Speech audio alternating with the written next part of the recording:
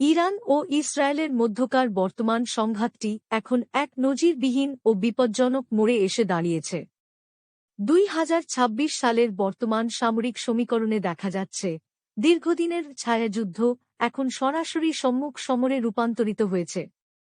একদিকে ইরান তার বিশাল missile Arsenal এবং ড্রোন প্রযুক্তির মাধ্যমে ইসরায়েলের আকাশ প্রতিরক্ষা ব্যবস্থাকে চ্যালেঞ্জ জানাচ্ছে, অন্যদিকে ইসরায়েল তার অত্যাধুনিক বিমান বাহিনী এবং সাইবার সক্ষমতা ব্যবহার করে ইরানের পারমাণবিক স্থাপনা ও গুরুত্বপূর্ণ অবকাঠামোগুলোকে লক্ষ্যবস্তু করছে।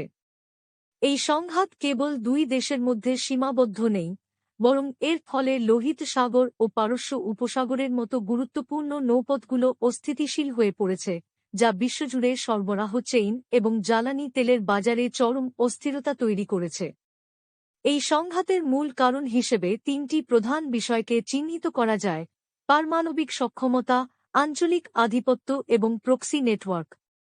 ইসরায়েল দীর্ঘদিন ধরে দাবি করে আসছে যে ইরান পারমাণবিক অস্ত্র তৈরির দোরগোড়ায় পৌঁছে গেছে, যা ইসরায়েলের অস্তিত্বের জন্য সরাসরি হুমকি।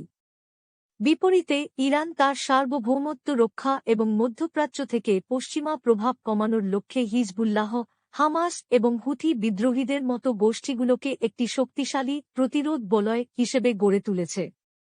সম্প্রতি সিরিয়া ও লেবাননে ইরানের উচ্চপদস্থ সামরিক কর্মকর্তাদের ওপর ইসরায়েলি হামলা এবং এর জবাবে ইরানের সরাসরি ড্রোন ও মিসাইল আক্রমণ দুই দেশের মধ্যে কয়েক দশকের অলিখিত যুদ্ধের নিয়মকে ভেঙে দিয়েছে। ভবিষ্যতের কথা বিবেচনা করলে তিনটি সম্ভাব্য পরিস্থিতির ইঙ্গিত পাওয়া যায়। প্রথমত, এটি একটি দীর্ঘস্থায়ী অ্যাট্রিবিউশন ওয়ার বা ক্ষয়কারী যুদ্ধে পরিণত হতে পারে, যেখানে সরাসরি বড় কোনো বিজয় না আসলেও দুই পক্ষই একে অপরের অর্থনীতি ও সামরিক সক্ষমতাকে ধীরে ধীরে ধ্বংস করবে। দ্বিতীয়ত, যদি ইরান তার ভূখণ্ডের অভ্যন্তরে বড় ধরনের পরাজয়ের আশঙ্কা করে, তবে তারা হরমুজ প্রণালী সম্পূর্ণ বন্ধ করে দেওয়ার মতো চরম পদক্ষেপ নিতে পারে, যা বৈশ্বিক অর্থনীতিতে মহামন্দা ডেকে আনবে।